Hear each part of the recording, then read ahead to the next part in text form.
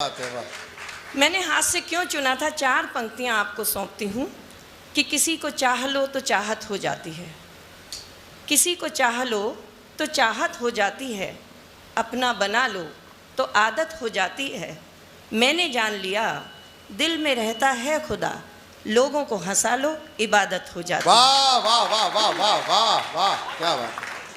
और सर जो कह रहे हैं अभी वो सुना देती हूँ। अभी बात कर रहे हैं बहुत सारे पतियों की, कोई कह रहा है ये हुआ, किसी का राम नाम सत्य हो गया। अभी सबरस जी जो बोल रहे, सबरस जी बहुत ज़्यादा उछल रहे थे तो मैं समझ गई ओहो शनिवार के कपड़े आज पहन कर आ गए हैं तो तो खैर अच्छा, इनको क्यों निकाला गया स्कूल से, इन्होंने असली बात तो बताई नहीं।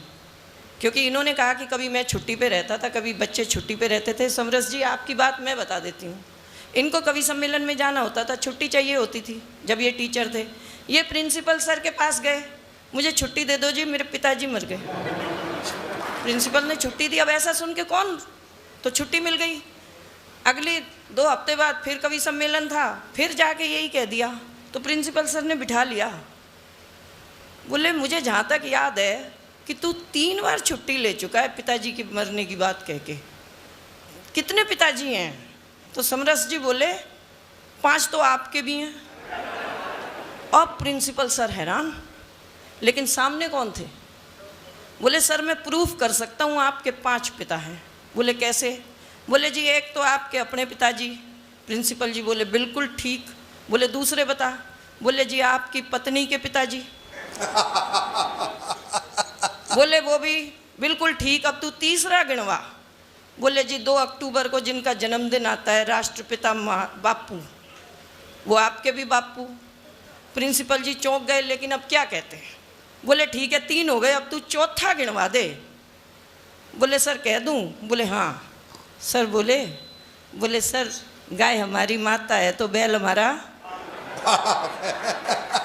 अब प्रिंसिपल सर के पास कोई जवाब नहीं था। बोले अब तू 5वां बता दे। बोले आप मुझे नौकरी से निकाल दोगे? बोले नहीं तू बता दे। बोले सर कभी कभी जब किसी से काम निकलवाना हो तो गधे को भी बाप रहना पड़ता है। तो एक बार ताली बजा दीजिए। और रही बात जो मुझे कहा गया, मैं ग्वालियर की बेटी हूँ और सरदारनी हूँ। वहीं से सर चाह रहे हैं मैं बहुत थोड़ी सी बात करती हूँ, हादसे के लिए कभी लंबी पारी खेलेंगे। ग्वालियर की बेटी हूँ और आप सब अब गहरी बात कह रही हूँ उसे समझिएगा। हम सरदारों के ख़ानदान से हैं। आप सबके घर में जब लड़की बड़ी हो जाती है तो शादी के लिए लड़का ढूंढा जाता है, और हमारे यहाँ जब लड़की बड़ी हो जाती है तो शादी के लिए सरदार ढूंढा जाता है। अब जिस वक्त मेरी शादी हुई उस वक्त तो मोबाइल भी नहीं थे, कुछ भी नहीं था। और पहले क्या होता था, आज की तरह फ्लैटों में बंद लोग नहीं रहते थे सर। आसपास लोगों को पता रहता था कि फलां के घर कोई रिश्ते वाला आया है। तो एक सरदार जी मुझे देखने आए। अब सरदार जी मुझे देखने आए, पूरे मोहल्ले को पता था आज इनके घर में कोई सरदार आया है देखने। अब सरदार जी सामने वाली टेबल पर बैठे थे, मैं इधर बैठी थी, इधर मेरी मम्मी बैठी थी, इधर मेरे पापा जी बैठे थे। थोड़ी देर बातचीत हुई, चाय पीते रहे, फिर मेरी मम्मी रसोई में चली गई। 19 साल तक मैंने अपने बापू को किचन में जाते नहीं देखा। उस दिन वो भी चले गए। अब रह गए मैं और सरदार जी। सरदार जी पूरा कप चाय पी गए। मैंने कहा वो लोग तो मुझे छोड़ के गए हैं कि कोई बात हो जाए, पर ये तो कुछ बोल ही नहीं रहे। तो मैंने डरते डरते कहा, मैं कहा सरदार जी कुछ तो बोलो। सरदार जी बोले तुसी किन्ने भैन भरा हो भैन जी? अब उन्होंने भैन जी बोला तो मैं कहा सत श्री अकाल, अभी तक तो मेरा एक भाई था, तुसी दूजे भरा हो गए, सत श्री अकाल। अब बात यहाँ ख़त्म नहीं हुई। अब जब वो चले गए तो मोहल्ले वालों ने पूछा क्या हुआ। अब मम्मी डैडी ने बता दिया कि मुंडे ने तो कुड़ी नूं भैन कह दिता तो वो भरा बन गया। अब जहाँ मैं निकलूँ मोहल्ले में सब जगह ਜਿਹੜਾ मुंडा वेखण आया सी वो तेरा वीर जी बन गया, उन्हें तेनू भैन कह दिता। पूरे मोहल्ले में चर्चा, पूरे घर में चर्चा। अब क्या हो? अगली बार फिर एक सरदार जी देखने आए। अब सरदार जी देखने आए तो हूँ तो मैं भी सरदार नहीं, तो वही किस्सा दोबारा भी दोहराया गया। फिर से सरदार जी चाय की टेबल पर बैठे, मैं इधर बैठी, इधर मम्मी इधर डैडी, वही किस्सा दोबारा दोहराया गया। और मम्मी किचन में गई, पीछे पीछे पापा भी चले गए। लेकिन ये सरदार जी और महान, एक कप चाय का पी गए, कुछ नहीं बोले, दूसरा पी गए, कुछ नहीं बोले, तीसरा भी जब उन्होंने कप उठा लिया तो मैं उठ गई, मैं कहा वीर जी कुछ तो बोल दो। अब वो खड़े हो गए, बोले भैन राखी वाले दिन आ जावांगा, सत श्री अकाल। फिर मोहल्ले में पता लग गया, बोले ओहो हुण तू वीर जी कह देता। अब सारे मोहल्ले वाले, पहले सब सलाह दिया करते थे सर, सारे मोहल्ले वालों ने मेरे मम्मी डैडी को सलाह देनी शुरू की। बोले तीसरी बार कोई सरदार ना बुलायो। बोले क्यों? बोले इन्हें वीर जी कह देना है, उन्हें भैन जी कह देना है, ए भैन भराई बनते रहेंगे, इन्हों का ब्याह नहीं होना, कि इनकी शादी नहीं होगी, ये बहन भाई बनते रहेंगे। बोले फिर क्या करें? मेरे मम्मी डैडी ने कहा, बोले आपको जो लड़का पसंद आ जाए शादी कर दो, इन दोनों को अकेले नहीं बिठाना। अब बात समझो, अब मेरे मम्मी डैडी ने एक सरदार जी पसंद किए और उनसे मेरी शादी कर दी गई, जो मेहरौली दिल्ली में रहते हैं। हम लोगों को अकेला नहीं बिठाया गया कि कहीं वो वीर जी, मैं वीर जी और वो बहन जी ना बोल दें। लेकिन एक बात बताओ, शादी करा दी गई, कब तक अकेला नहीं बिठाओगे? और फिर किस्सा शुरू हुआ तब। अब जब कमरे में अकेला बिठा दिया गया, 4 घंटे तक मैं चुप, मुझे समझा के भेजा गया था वीर जी नहीं कहना, उनको भी समझा दिया गया था बहन जी नहीं कहना। जैसे तैसे हम चुपचाप बैठे बैठे बैठे बैठे टाइम काट रहे थे। सुबह 4 बज गए तो मैंने कहा कुछ तो बोलो सरदार जी। मैंने वीर जी नहीं कहा, मैंने कहा कुछ तो बोलो सरदार जी। सरदार जी बोले चल एक गाना सुना दे। मैं बहुत संस्कारी बच्ची थी, मैं बहुत संस्कारी बच्ची थी। मैंने गाना शुरू किया, भैया मेरे राखी के बंधन। वो बोले चुप हो जा मेरी माँ। अब मैंने कहा आप कुछ पूछो। अब देखो सवाल भी बड़े अजीब होते हैं। सरदार एक तरफ तो हमको कह रखा कि है ना बहन जी नहीं कहना, वीर जी नहीं कहना। अब उनको समझ ही नहीं आया, उन्होंने मेरे से पूछ लिया अच्छा चल तू अपना नाम बता दे। मैं ग्वालियर की। मैं कहा क्यों, कार्ड पे तुम्हारी बुआ जी का नाम लिखा था क्या, शादी के कार्ड पे? तो इस तरह से हमारे किस्से चलते रहते हैं। अच्छा शादी के बाद मैं आई दिल्ली, तो नया किस्सा। गई तो मैं पहले शिमला भी थी, लेकिन यहाँ स्टोरी ख़त्म करती हूँ क्योंकि समय कम है और आती हूँ।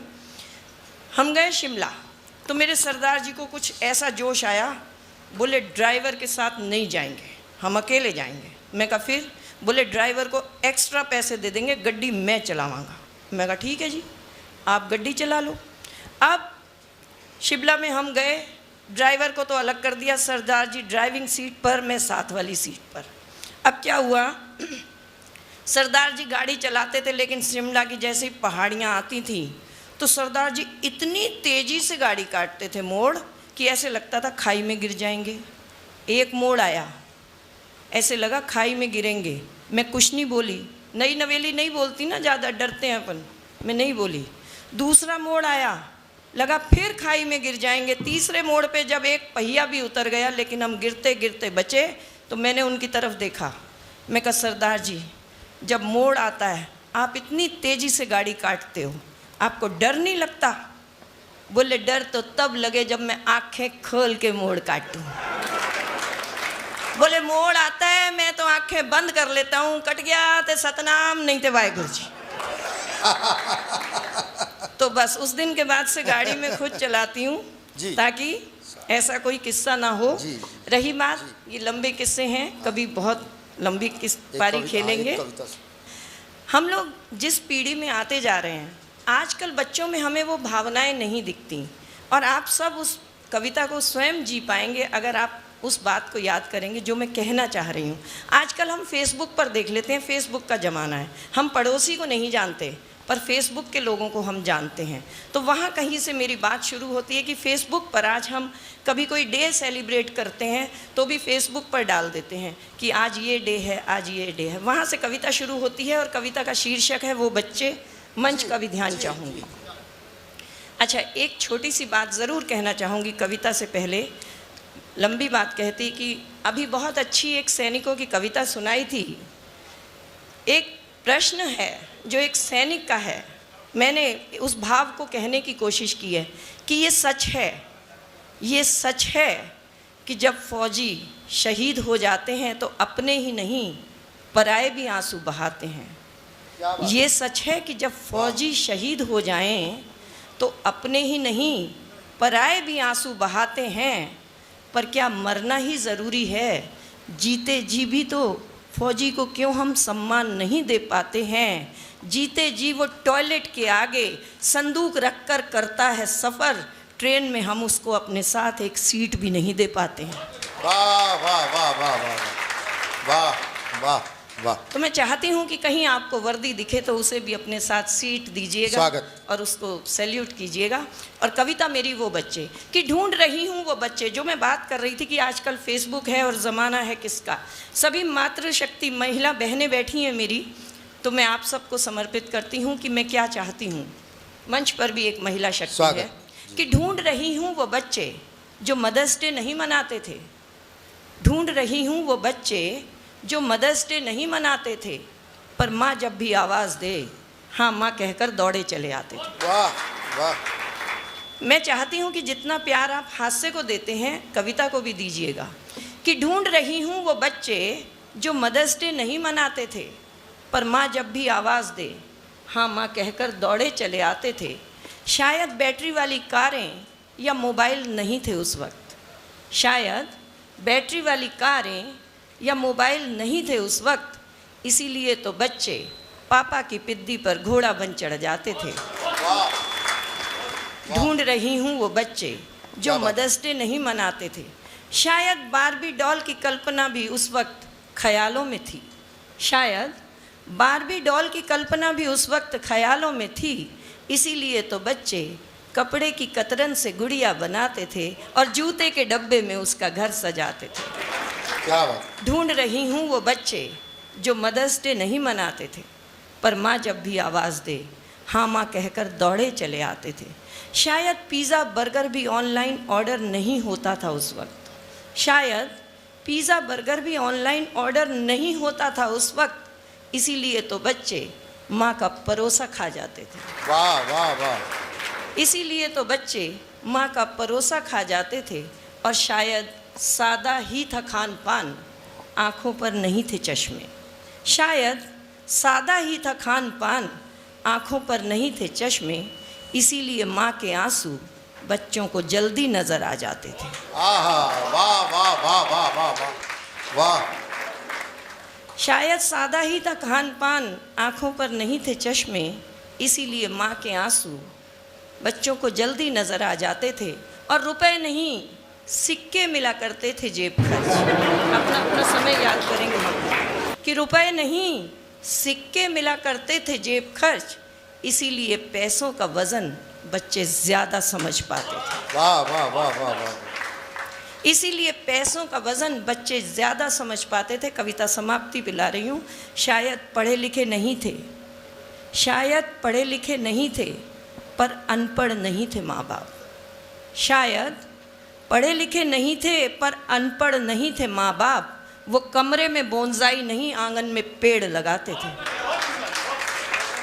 वो कमरे में पेड़ नहीं आंगन में पेड़ लगाते थे। और कविता की अंतिम पंक्ति दे रही हूँ, कविता मैंने छोटी की समय के कारण, अंतिम पंक्ति दे रही हूँ, इसे समझिएगा और मुझे विदा दीजिएगा कि शायद उस दौर के रिश्ते बिल्कुल सच्चे होते थे। सर आपको समर्पित करती हूँ ये पंक्ति समर्पित कर रही हूँ, इसे अपने साथ लेकर के जाइएगा। आप सभी बुज़ुर्गों को समर्पित कर रही हूँ कि शायद उस दौर के रिश्ते बिल्कुल सच्चे होते थे। मंच शायद उस दौर के रिश्ते बिल्कुल सच्चे होते थे। माँ बाप के पास भले ही कुछ ना हो, पर उनके पास बच्चे होते थे। वाह वाह वाह वाह।